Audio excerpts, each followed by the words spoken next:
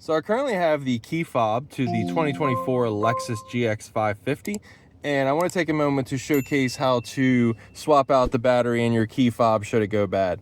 Now, what you're going to do is grab your key fob, put it on its side and locate this button that says push on its side.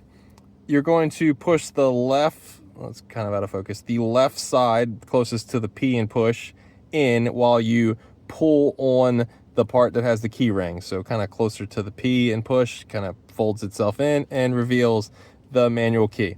So grab that manual key.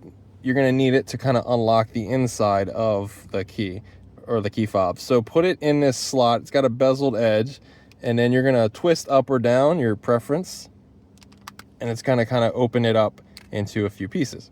So the side with the buttons is what you're going to focus on, so you can put the bottom side down, and that's going to reveal a Maxwell CR2032 battery. Now I'll put a link in the description for the cheapest way to get one of these on Amazon.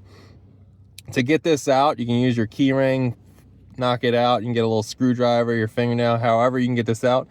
This battery is brand new, so it does not need to be replaced, but pretending I did replace it, try not to touch the side opposite the writing, because your oil on your fingers will break down the battery, and you will need to do this a lot faster than you normally would had you not, diminish the life of the battery. So pretend you did that, pop it back in, and then just kind of snap everything back together in reverse order of what you did. Try not, I always joke, try not to push down on the red hold button. You're gonna probably scare yourself or your neighbors. Then don't forget to slide in your manual key, and you are good to go. This likely saved you, if you have a shady dealer, about $100 of labor just to change the key fob. I've seen some horror stories about this, and you could just swap out your manual key on your own, or your manual key fob on your own, and just swap out a battery. But some dealers will do this for free just to kind of keep you as a customer. Some won't. Results may vary, but this way you can do it on your own.